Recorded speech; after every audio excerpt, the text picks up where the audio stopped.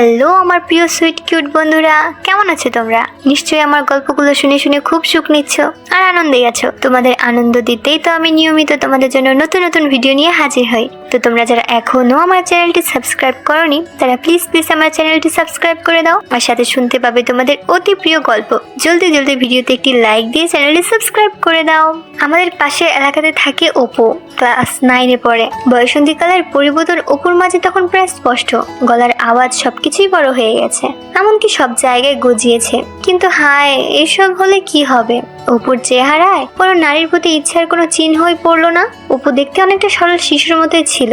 কেউ দেখলে জীবনেও ভাবতে পারবে না যে এই ছেলেটি নিজেকে নিজে শান্ত করতে জানে। কেউ বুঝতো না যে অপুরও একটা ইচ্ছা ছিল। এটাই ছিল অপুর চির দুঃখ। কিন্তু এই দুঃখে অপুর আর বেশি দিন থাকতে হয়নি। অপুর জীবনে তখন এমন একটি ঘটনা ঘটলো যা চিন্তা করলে এখনো আমার সারা শরীরে এক ধরনের পুলক অনুভব হয়। অপুর জীবনের প্রথম অভিজ্ঞতা। আমার মনে হয় ঘটনাটি লিখে আপনাদের বোঝাতে পারবো না, তারপরও আপনাদের বলছি। তাহলে আমি ঘটনাটি শুরু করি, কথাটাও তোমরা আমার সাথে থাকবে শেষ পর্যন্ত। ঘটনাটি অনেক আগের, 2009 সালের ডিসেম্বর মাস। বার্ষিক পরীক্ষা সবে মাত্র শেষ হয়েছে, অনেক ফ্রি টাইম। তার উপর আমাদের গ্রামে প্রচন্ড শীত পড়েছে। শীতের কারণে ঘর থেকে তেমন বেরো হতে পারছিল না অপু। এমন সময় অপুর আপু নন্দিতা ফোন করে জানালো সে নাকি তার এক বান্ধবীকে নিয়ে গ্রামের বাড়ি আসছে। নন্দিতা অপুর বড় বোন। ও গত বছর ঢাকা ইউনিভার্সিটিতে অর্থনীতি বিভাগে চান্স পায়। তার পড়ালেখার সুবাদেও ঢাকা থাকে। বছরে 2-3 বার গ্রামে আসে। এই প্রথম কোনো বান্ধবীকে নিয়ে গ্রামে আসছে, তাই অপুদের ঘরে সবাই আনন্দিত। ঘরে সবাই বলতে অপু, অপুর মা আর তার বাবা ছাড়া তো কেউই নেই। নন্দিতা জানালো ওরা ডিসেম্বরের 20 তারিখে গ্রামে আসবে, বললো থাকবে সপ্তাহখানেক। এটা শুনে অপু তো আনন্দে আত্মহারা। বড় বোন ও তার বান্ধবীর জন্য তখন থেকেই অপেক্ষা করতে শুরু করলো অপু। দেখতে দেখতে 20 তারিখ চলে এলো। অপু যতটা সম্ভব পরিপাটি হয়ে তাদের জন্য অপেক্ষা করতে লাগলো। সন্ধ্যে 7টার সময় নন্দিতা তার বান্ধবী বাড়ি পৌঁছালো। ঘরে ঢুকে নন্দিতা বলতে লাগলো, গ্রামে এত ঠান্ডা রে বাবারে বাবা, সারা শরীর জমে কাঠ হয়ে গেল। একটু বিশ্রাম নেওয়ার পর নন্দিতা তার বান্ধবীকে তার পরিবারের সবার সাথে পরিচয় করে দিতে লাগলো। আপুর বান্ধবীর নাম স্মিতা। স্মিতাকে দেখার সাথে সাথে অপুর সারা শরীরে উত্তেজনা ভর করলো।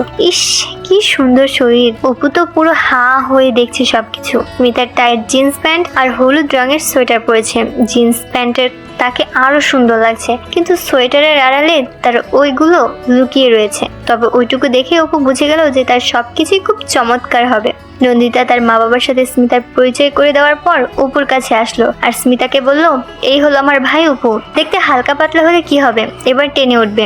তারপর নন্দিতা স্মিতাকে বলল, অপু খুব লাজুক ছেলে, দেখ তোকে দেখে কথাই বলছে না, কি লজ্জা পাচ্ছে। স্মিতার সাথে সাথে অপুকে বলল, অপু আমাকে তোমার লজ্জা পাওয়ার কারণ নেই, তুমি আমার সাথে ফ্রেন্ডলি কথা বলবে। তোমার আপুর সাথে যেরকম কথা বললো। অপু মাথা নাড়ালো। এভাবে স্মিতার সাথে অপুর প্রথম আলাপ। তো সময় গড়ালো, দেখতে দেখতে 10টা বেজে গেল। অপুর মা ওদের সবাইকে ডাকলো খাওয়ার জন্য। ইতিমধ্যে স্মিতার সাথে অপুর অনেক ভাব জমে গেছে। খাওয়া দাওয়া শেষ হতে হতে প্রায় 10টা 30 বেজে গেল। আমাদের গ্রামে হিসাবে অনেক রাত, তাই স্বাভাবিকভাবে ঘুমানোর কথা উঠলো। অপুদের বাড়ি খুব বড় যে তেমন নয়, ছোটখাটো, তবে একটি ছোট পরিবারের জন্য মানানসই।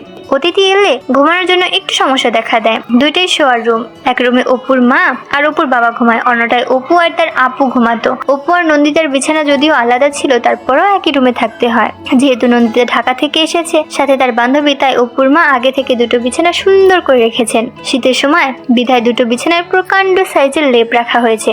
তো বিছানায় যখন দুটি, তাই কে কোন বিছানায় ঘুমাবে তা নিয়ে অপু, নন্দিতা আর স্মিতা ভাবতে শুরু করলো। ঠিক হলো, অপু আর স্মিতা এক বিছানায় আর অন্যটা নন্দিতা ঘুমাবে। সিদ্ধান্ত নন্দিতাই বলে দিল, কারণ হিসেবে নন্দিতা বলল স্মিতার সাথে অপু যেন আর একটু গল্প সল্প করে। তাই তো শীতের রাতে তো সবার শরীর ঠান্ডা একেবারে নাজেহাল। বন্ধুরা, আমিও কিন্তু ঠান্ডায় একেবারে জমে গেছি। নন্দিতা, স্মিতা আর অপু রাত 12টা পর্যন্ত জমিয়ে আড্ডা দিল।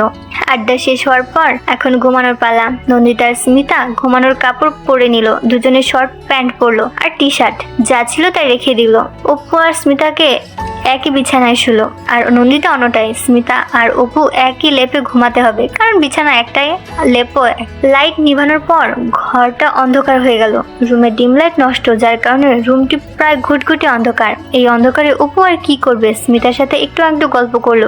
নন্দিতা বিছানায় শোবার 10 মিনিটের মধ্যে ঘুমিয়ে পড়ে। নন্দিতার এমন ঘুম যে তার চোখে জল ঢেলে দিলেও সহজে ঘুম ভাঙে না। আর অপু হলো নন্দিতার উল্টো প্রকৃতির। অপুর ঘুম সহজে লাগতে চায় না, ঘুমাতে অনেক রাত হয়ে যায়। স্মিতার সাথে শোয়ার কথা বলে অপু জানালো সেও তার মতো ঘুম অনেক চেষ্টার পর আসে। তো কি করা, স্মিতা আর অপু কনকনে শীতে রাতে এক লেপে শুয়ে গল্প করতে লাগলো। স্মিতা অপুকে বলল, তোমাদের এখানে তো অনেক ঠান্ডা, লেপেও ঠান্ডা ধরছে না তাই না অপু? অপু বলল, হ্যাঁ, রাত যত বাড়ে ঠান্ডাও তত বাড়তে থাকে। স্মিতা শুনে ভয় পেয়ে গেল, বলল, হ্যাঁ, আজ না জানি কি ঠান্ডা লাগবে। অপু অভয় দিয়ে বলল, ভয় পাওয়ার কিছু নেই। স্মিতা অপুকে বলল, চলো তুমি আর আমি কাছাকাছি এসে শুই, তাহলে ঠান্ডা কম লাগবে। অপু বলল, সেটাই ভালো হয়। অপু মনে মনে চিন্তা করলো, স্মিতা কি বলছে, ও কি চায়? স্মিতা আপুকে কাছাকাছি টেনে নিল। ওর ভরাট শরীর অপুর শরীরের সাথে চুম্বকের মতো আটকে গেল। স্মিতার সাথে সাথে লেপের মধ্যে মাথা ঢুকিয়ে নিল। স্মিতা অপুকে এভাবে ধরে বলল, তুমি কি লজ্জা পাচ্ছ? অপু এই সুযোগ না হারাবার ভয় বলল, না না, এখানে লজ্জার কি? এবার স্মিতা অপু আরো কাছে টেনে নিল। মুহূর্তের মধ্যে লেপের ভিতর গরম হয়ে উঠলো। বন্ধুরা, আমারও কিন্তু এখন একটু গরম লাগতে শুরু করেছে। তোমাদের কি গরম লাগছে? স্মিতা বলল, হ্যাঁ, এখন একটু গরম লাগছে। আচমকা স্মিতা অপুর এক হাত নিয়ে গেল। অপু মুহূর্তে যেন কেমন হয়ে গেল। অপু ধরে বুঝলো এটি মনে হয় পৃথিবীর সবচেয়ে বড় চাওয়া জিনিস। অপু সাহস করে সামনের দিকে আগালো। স্মিতা তখন অপুকে আস্তে আস্তে কানে কানে বলল, তুমি আমাকে গরম করে দাও। অপু স্মিতাকে বলল, তাই হবে। স্মিতা আর অপু শুরু হয়ে গেল। এরপর ল্যাপের ভিতর টর্চ জ্বালিয়ে স্মিতার সাথে অপু শুরু করলো অপু আর স্মিতার ইচ্ছা পূরণ। স্মিতা যা যা বললো অপু তাই তাই করলো। অপুর মনে হলো সে যেন স্বর্গের স্বাদ পেল। স্মিতা বলল, আজকের মতো এখানেই শেষ। লেপ থেকে মাথা বের করে অপু দেখলো নন্দিতা নাক ডেকে ঘুমোচ্ছে। স্মিতা অপুকে বলল, চলো আমরা আজ পাশাপাশি ঘুমিয়ে যাই। পরদিন সকালে অনেক দেরিতে ঘুম ভাঙলো অপুর। দেখলো লেপের অন্য প্রান্তে স্মিতা নেই। কি কারণে নিজেকে অনেক ফুরফুরে মনে হলো অপুর। এরকম ভালো মনে হয় কোনোদিনও লাগেনি অপুর। গতকাল রাতের কথা একবার চিন্তা করলো অপু। নিজেকে বিশ্বাস করতে পারছিল না অপু। স্মিতার শরীর অপুর চোখে আরো একবার ভাসলো। এরকম আকাশ পাতাল ভাবছে অপু। হঠাৎ করে নন্দিতা রুমে এসে ঢুকলো। এসে অপুকে বলল, বাবু সাহেবের কি ঘুম এতক্ষণে ভেঙেছে? অপু অবাক হওয়ার মতো হয়ে বলল, কেন, কই দেরি হয়েছে? আমার তো মনে হয় এখন 7টা বাজে। নন্দিতা অপুকে বিদ্রুপ করে বলল, তোর তো মাথা মুন্ডু সব নষ্ট হয়ে গেছে। 9টা বাজে, যা লাফ দিয়ে বিছানা থেকে ওঠ। আমরা একসাথে পিঠাপুলি খাওয়ার জন্য অপেক্ষা করছি। অপু বিছানা থেকে ওঠার জন্য তাগাদা অনুভব করলো। কিন্তু যতই হোক শীতের সকাল বলে কথা, সাথে সাথে তো কেউ শোয়া থেকে উঠতে পারবে না, তাই না বন্ধুরা? তাই আরো 5-10 মিনিট বিছানায় গড়াগড়ি করে অপু উঠলো। উঠে সোজা বাথরুমে সকালের নিত্যকর্ম শেষ করে বাথরুম থেকে বের হলো অপু। বের হয়ে সোজা গেল খাওয়ার রুমে। খাওয়ার রুমে ঘরে সবাই বসে আছে, শুধু অপুর বাবা বাদে, কারণ সকালে তাকে অফিসে যেতে হয়। তাই খাওয়ার রুমে টেবিলে স্মিতা, নন্দিতা আর অপুর মা। টেবিলে পিঠাপুলি এতগুলো সাজানো। প্রথমে অপুর চোখ স্মিতার চোখে পড়লো। স্মিতা মুখে মৃদু হাসি। স্মিতাকে অনেক হাসি খুশি দেখছে। অপু স্মিতার পাশে চেয়ার টেনে বসলো। এভাবে কিছু সময়ের মধ্যে গল্প আড্ডার ফাঁকে সব পিঠা শেষ হয়ে গেল। খাবার পর নন্দিতা অপুকে বলল, হ্যাঁ রে অপু, তোর সাথে অনেকদিন হলো সাপ লুডো খেলিনি। চল চল না একসাথে হয়ে যাক, স্মিতাও আছে, অনেক মজা হবে। তারপর কিছুক্ষণের মধ্যে আপুদের গতকালের রুমে সাপ লুডো খেলা জমে উঠলো। তারা 3 জন সাপ লুডো খেলছে। অপু বারবার সাপের কামড় খেয়ে নিচে নামছে, কিন্তু স্মিতা আর নন্দিতা সমান তালে উপরে উঠছে। কিন্তু ভাগ্যের কি নির্মম পরিহাস, শেষ পর্যন্ত স্মিতা আর নন্দিতা কেউই জিতেনি, অপুই ফার্স্ট হলো। তো বন্ধুরা, আজকের গল্পটি তোমাদের কাছে কেমন লাগলো ফেসবুকে মেসেজ করে আমাকে জানিয়ে দিও। আর আমার চ্যানেলের অন্যান্য গল্পগুলি শুনে এসো। আর অবশ্যই ভিডিওতে একটি লাইক দিয়ে চ্যানেলটি সাবস্ক্রাইব করে দিও প্লিজ। তোমরা সবাই অনেক অনেক ভালো থেকো আর নিয়মিত আমার গল্পগুলো শুনবে। কিন্তু আমি নিয়মিত তোমাদের জন্য মজার মজার গল্প নিয়ে আসবো। আর ফেসবুকে আমার সাথে আড্ডা দিতে জলদি ডিসক্রিপশনে দেওয়া লিঙ্ক থেকে ফেসবুকে আমাকে মেসেজ দাও। বাই।